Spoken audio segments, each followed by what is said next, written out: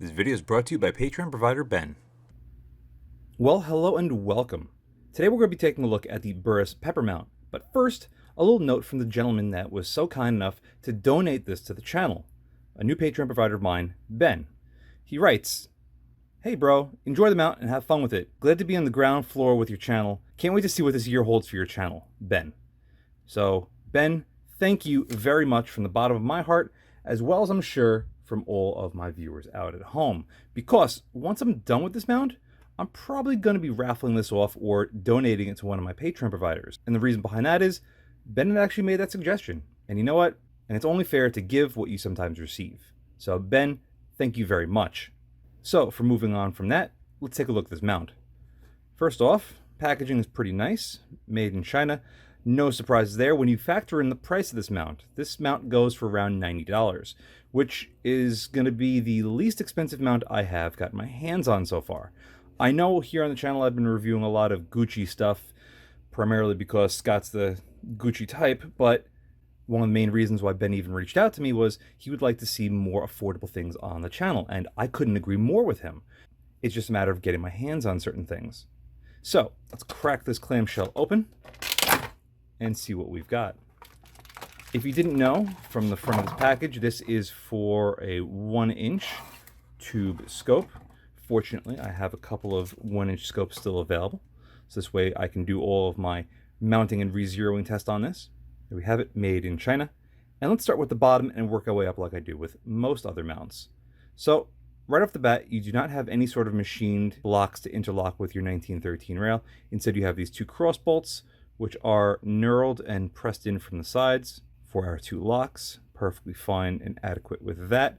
You have these two little sections over here, which should provide more than enough surface area to keep it tight on the rail, as well as this one-piece clamp on this side. So we have two 1/2-inch captive hex nuts on the side, and this one-piece claw, which is milled out in between for whatever reason Burris so chose to. I would like this to be all once. This way you have a lot more surface area. Thus, you'd require less torque on your actual locking setup. Anyway, that's all she wrote for the bottom. I'm sure this is going to slide into a rail just fine. Why question when we can actually find out? There you go. That little bit of wiggle is fine. When you put this on your rail, you push forward, you lock these down, you're good to go. This, of course, being a cantilever mount, your locks are on your left-hand side. This is set up primarily for an AR-style rifle. Going on top, there isn't really a whole lot to talk about. You do have a nice flat surface over here, wide and flat, which is nice.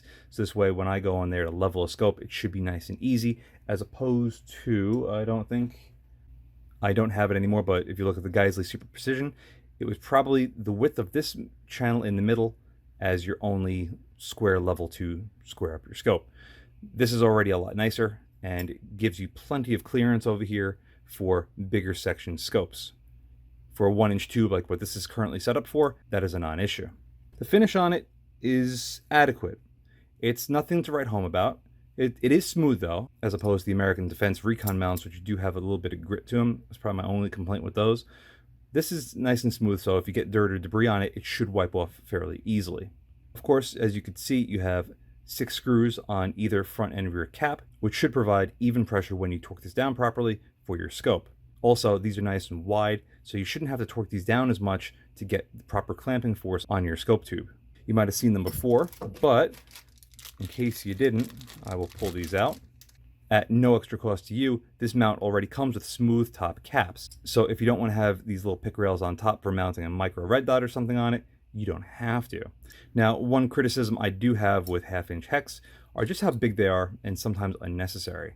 But there are a couple of reasons for why people would use these. One, I know there's some sort of military spec, and two, they're just really easy to use. They're easy to put a wrench on there, whether it's an open-end box wrench, a closed-end, a socket, you name it, it's easy to get on there. Hell, even just an adjustable wrench in the field.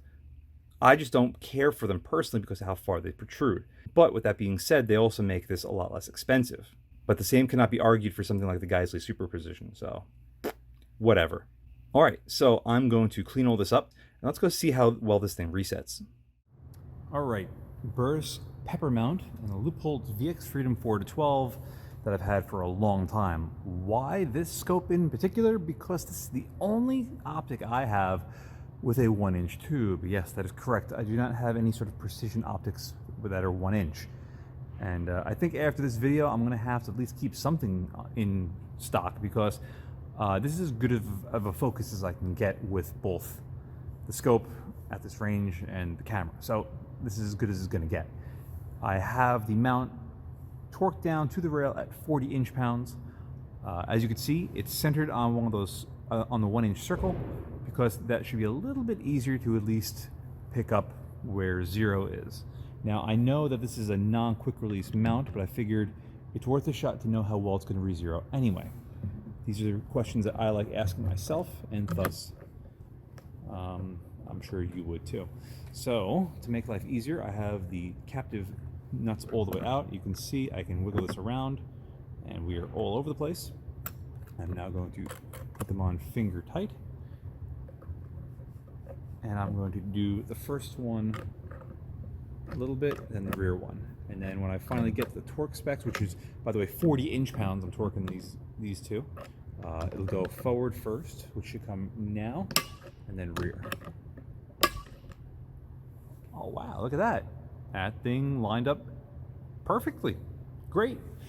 So this is going to be a little bit longer than a standard quick release cantilever mount, primarily because these are not quick releases. So nuts are loose. Scope's doing a little dance. Make a little love. Get down tonight. Get down tonight. All right, so let's get these nuts a little bit tighter than finger tight. I'm going back and forth, alternating with them at different torque settings. I'm not readjusting the torque wrench.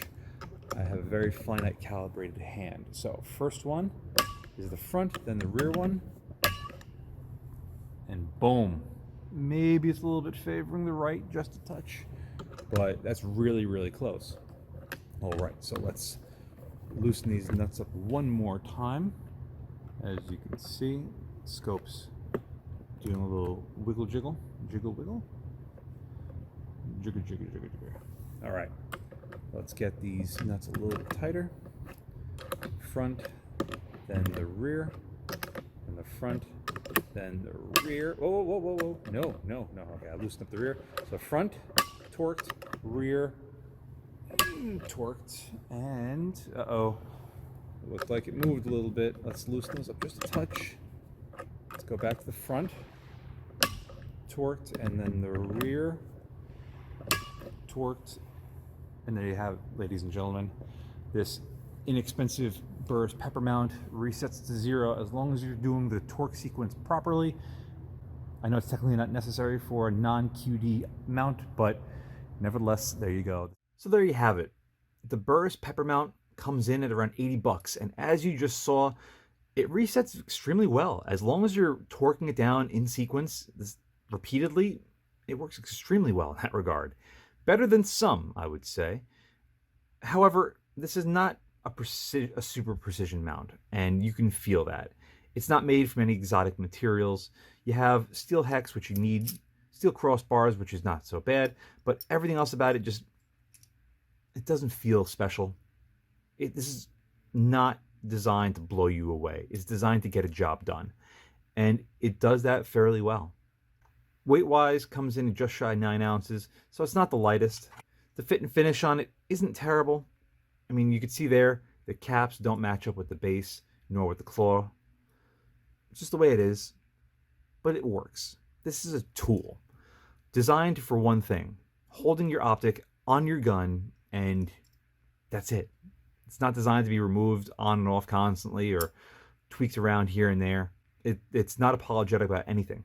It even offers you either pick rail caps like this, so you can mount a little, I would say, BURRIS Fastfire 3 to keep it all in the same family, or you can run the smooth caps like we saw. I'm not the biggest fan of horizontal mounted caps, but you can't get everything. 6 screws, however, will keep your cap nice and secure on top of your scope. And as far as mounting the loopholed VX Freedom 4-12 in this thing, there was no issues. The scope went in beautifully. I torqued these down finger tight. The scope was still rotating, got it just right. Beautiful. No problems whatsoever. And even zeroing this thing out was fine.